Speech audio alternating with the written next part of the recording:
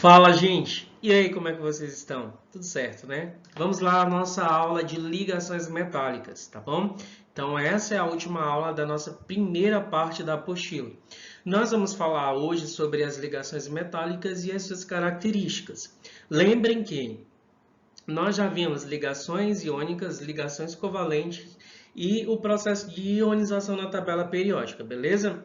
Então, nós vamos ver um pouquinho sobre o que são essas ligações metálicas e para que elas servem dentro do contexto da química e também da física, porque elas não deixam de estarem aí ligadas. Por exemplo, quando nós falamos em ligações metálicas, a gente já pensa logo metal, né? E você não deixa de estar certo. Inclusive, coloquei aqui para vocês esse ouro, né? Vários ouros aí. Quem não gostaria de pegar aí esse pouquinho de ouro aí para levar para o seu banco, sua conta corrente, né, gente? Mas já que não está ao nosso alcance, vamos aqui para a nossa aula, nosso próximo slide. Olhem só, chequem aqui. Nós temos aqui o nosso bonequinho, coloquei ele aqui. E aí, quando você vê ele fazendo isso, o que acontece? Por que se dá esse processo de corrente elétrica? Por que ele fica energizado? Quando você observa um fio, por exemplo, como esse que está aqui em cima, olha só, esse fio está gerando eletricidade. Por que isso ocorre? Qual é o porquê da passagem da corrente elétrica entre esses dois fios condutores que nós vamos ter? No caso, o que ocorre? Vocês vão encontrar todas essas características na página 15 da apostila de vocês, tá bom, gente? Do que eu estou falando agora. Então, essa boa condutibilidade de corrente elétrica, ela só ocorre devido aos metais que nós vamos ter no nosso meio ambiente e, consequentemente, na formação da nossa tabela periódica. Isso implica em quê? Isso implica na boa condutibilidade dos metais, porque podem ser explicadas pela presença de elétrons na última camada de valência.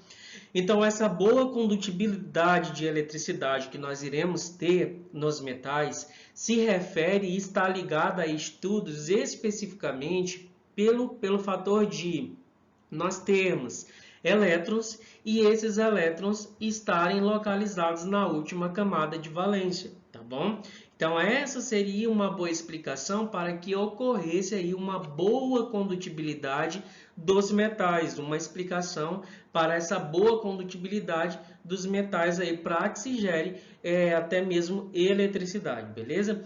Então, o que ocorre nesse processo? Nós iremos ter, no caso, a posição ordenada desses elétrons. Então, se vocês observarem aqui, nós temos o nosso formato cristalino e nós vamos ter em pontinhos pretos os nossos elétrons, onde esses elétrons estão em posicionamento ordenado. E eles são conhecidos como elétrons livres, por estarem na última camada. Então, eles ficam livres, mas de uma forma totalmente ordenada. E quando eles estão nessa forma totalmente ordenada, automaticamente eles conseguem gerar processos elétricos, como eu falei lá na aula anterior para vocês.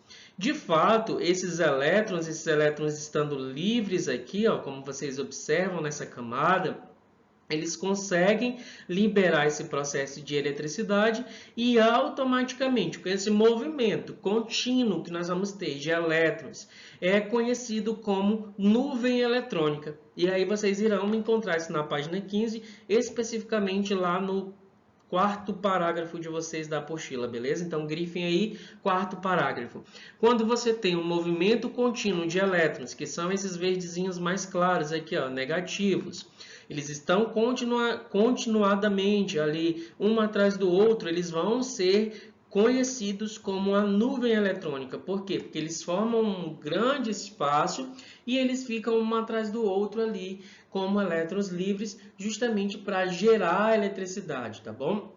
E automaticamente, quando eles fazem isso, nós temos bons condutores de metais, nós temos uma boa ductibilidade, ou seja, além da capacidade que esses metais eles têm aí de conduzir a corrente elétrica, automaticamente a presença de elétrons livres justifica também outras propriedades, como essa propriedade que você está vendo agora. É a ductibilidade e nós vamos ter também a maleabilidade. Então, qual seria, prof, a diferença dos dois? A diferença da ductibilidade e da maleabilidade é que Na ductibilidade, o que nós vamos ter a principal característica? Ela é a propriedade, gente, que corresponde aí à capacidade de se transformar em fios. Então, tudo que tem capacidade de se transformar em fios, por exemplo, nós temos aí o nosso fio de cobre, é a ductibilidade. Já agora, no caso da maleabilidade, nós temos outra característica. A maleabilidade é a propriedade que corresponde ao quê? A capacidade que os elementos, as substâncias ou material têm de se transformar em lâminas. Inclusive, coloquei aqui esse anime para vocês verem a transformação dessas lâminas. Então, essas seriam as duas grandes diferenças que o livro de vocês, a apostila de vocês, vai correlacionar. A diferença entre maleabilidade e a diferença entre ductibilidade. Por exemplo, o fio de cobre e a folha de ouro representados no lado ali da apostila de vocês na página 15, eles demonstram as propriedades desses dois metais que eu acabei de falar para vocês. Nada mais nada menos que as diferenças que nós vamos ter das ligações iônicas e covalentes seria a regra do octeto. Ou seja, a regra do octeto que nós vamos ter nas ligações iônicas e covalentes, elas não se aplicam às ligações metálicas. Isso é uma grande diferença. Porém, se isso for cobrado na prova de vocês, já saibam. Se perguntar lá que a regra do octeto ela vai se aplicar a uma ligação metálica, isso não está correto. Só se aplica a ligação iônica e ligação covalente. Que lembram que esses dois tipos de ligações eles vão se enquadrar lá nos gases nobres, que eles têm que adquirir a sua estabilidade.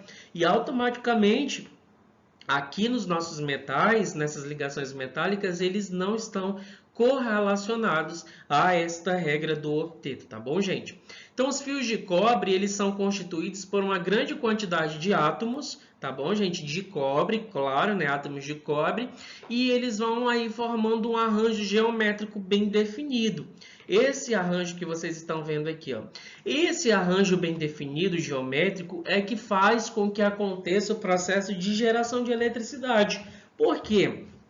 Porque se esses elétrons eles estão bem arranjados, como nós falamos, eles estão ali alinhados um atrás do outro, eles conseguem gerar um processo elétrico, ou seja, eles conseguem gerar um processo de energia.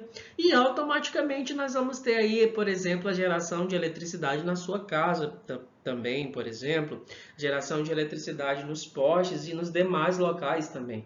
Então, isso só vai ocorrer devido a essa formação, esse arranjo geométrico bem definido que nós vamos ter aí, por exemplo, nos fios de cobre. Saibam que toda a fiação das residências, a maioria, 99%, elas são constituídas de cobre, justamente porque o cobre, em custo-benefício, ele é muito bem mais em conta e por ele ser um bom condutor de eletricidade e fazer parte aí dos metais, formando esse arranjo cristalino bem definido que nós iremos ter. Belezinha? Bem simples a ligação.